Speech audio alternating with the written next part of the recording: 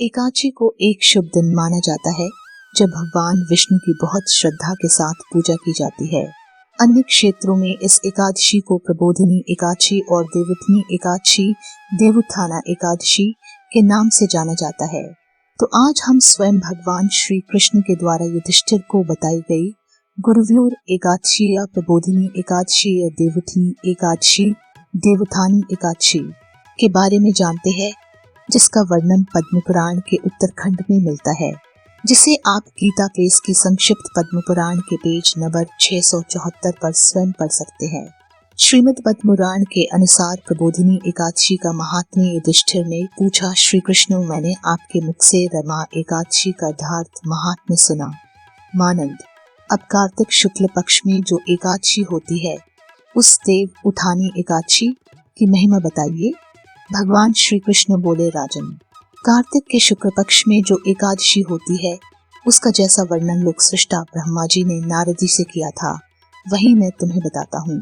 नारद जी ने कहा, पिताजी, जिसमें धर्म कर्म प्रवृत्ति कराने वाले भगवान गोविंद जागते हैं, उस प्रबोधिनी एकादशी का महात्म्य बतलाइए। ब्रह्मा जी बोले, मुनि श्रेष्ठ, प्रबोधिनी एकादशी का महात्म्य पाप का नाश, पुण्य की वृद्धि तथा उत्तम बुद्धि वाले पुरुषों को मोक्ष प्रदान करने वाला है। समुद्र से लेकर सरोवर तक जितने भी तीर्थ हैं, वे सभी अपने महात्म्य की तभी तक गर्जना करते हैं जब तक कि कार्तिक मास में भगवान विष्णु की उधरी नई तिथि नहीं आ जाती। प्रबोधिनी एकादशी को एक ही उपवास कर लेने से मनुष्य 1000 अश्वमेध तथा 100 राजसूय यज्ञ का फल पा लेता है। बेटा जो दुर्लभ है, जिसकी प्राप्ति असंभव है तथा जिसे त्रिलोकी में किसी ने भी नहीं देखा है, ऐसी वस्तु के लिए भी याचना करने पर एकादशी उसे देती है। भक्त पूर्वक उपवास करने पर मनुष्यों को हरिबोधिनी एकादशी ऐश्वर्य, संपत्ति, उत्तम बुद्धि, राज्य तथा सुख प्रदान करती है। वीरपर्वत के समान जो बड़े बड़े पाप हैं, उन सबको यह पापनाशिनी प्रबोधिनी एक ही उपवास से भस्म कर देती है। पहले के हजारों जन्मों में जो पाप किए गए हैं, उन्हें पर ओधदी यानी की रात्रि का जागरण रूप की ढेरी के समान भस्म कर डालता है। जो लोग प्रबोधिनी एकादशी का मन से ध्यान करते तथा जो इसके व्रत का अनुष्ठान करते हैं, उनके पितर नरक के दुहों से छुटकारा पाकर भगवान विष्णु के परम धाम को चले जाते हैं। ब्राह्मण, अश्वमेध आदि यज्ञ से भी जिस फल की प्राप्ति कठिन है, वह प्रबोधिनी एकादशी को जागरण करने से अनायास ही मिल जाता है। संपूर्ण तीर्थों में नहाकर सुवर्ण और पृथ्वी दान करने से जो फल मिलता है, वह श्री हरि के निमित्त जागरण कर लेने मात्र से मनुष्य प्राप्त कर लेता है। जैसे मनुष्यों के लिए मृत्यु अनिवार्य है, उसी प्रकार धन संपत्ति मात्र भी क्षण भंगुर है। ऐसा समझकर एकादशी का व्रत करना चाहिए। तीनों लोकों में जो कोई भी तीर्थ संभव है, वे सब प्रबोधिनी एकादशी का व्रत करने वाले मनुष्य के घर में मौजूद रहते हैं। कार्तिक की हरिबोधिनी एकादशी पुत्र तथा पौत्र प्रदान करने वाली है। जो पर ओधदी को उपासना करता है, वही ज्ञानी है, वही योगी है, वही तपस्वी और जितेंद्रिय है तथा उसी को भोग और मोक्ष की प्राप्ति होती है। बेटा प्रबोधिनी एकादशी को भगवान विष्णु के उद्देश्य से मानव जो स्नान, दान, जप और होम करता है, यह सब अक्षय होता है। जो मनुष्य उस तिथि को उपवास करके भगवान माघ की भक्ति पूर्वक पूजा करते हैं, वे 100 जन्मों के पापों से छुटकारा पा जाते हैं।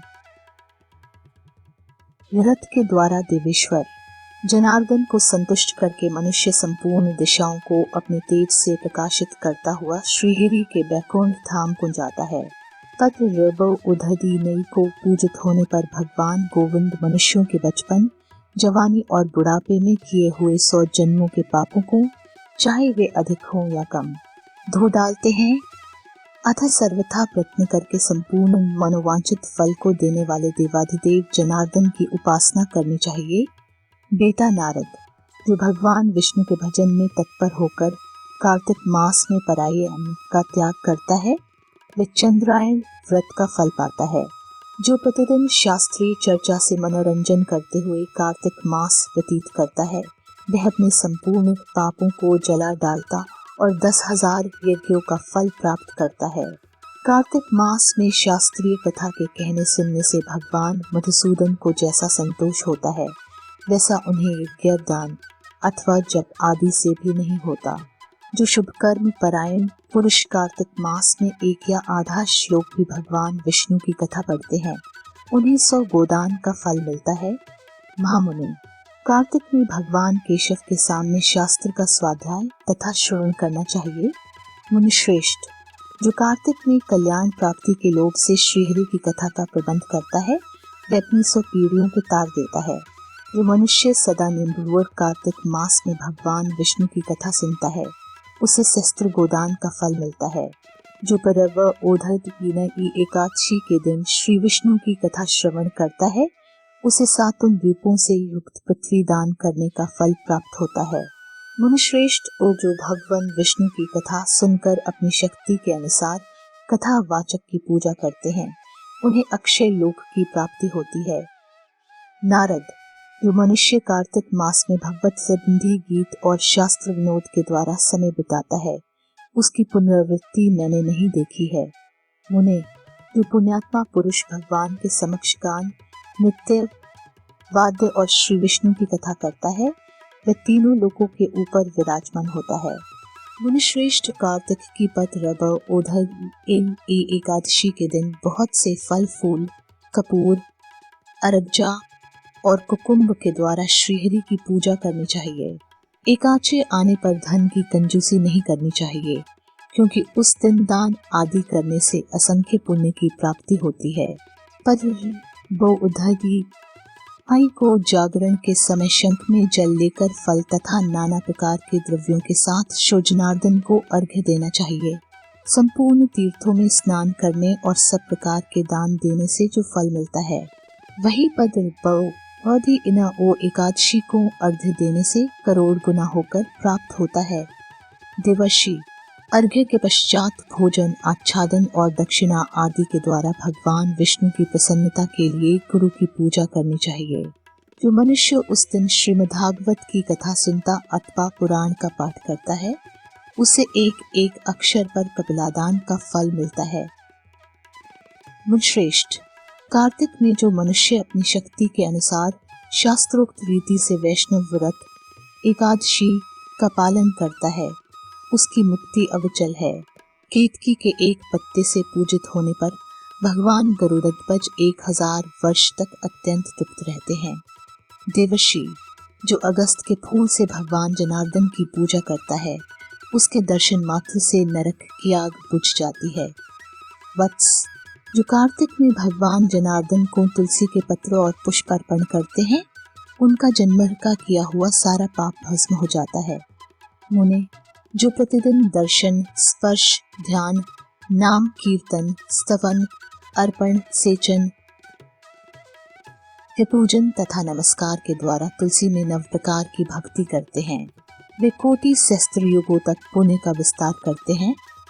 नारद, सब प्रकार के फूलों और पत्तों को चढ़ाने से जो फल होता है वह कार्तिक मास में तुलसी के एक पत्ते से मिल जाता है।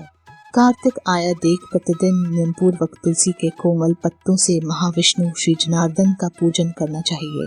100 यज्ञों द्वारा देवताओं का जन करने और अनेक प्रकार के दान देने से जो पुण्य होता है ये कार्तिक में तुलसी दल मात्र से केशव की पूजा करने पर प्राप्त हो जाता है।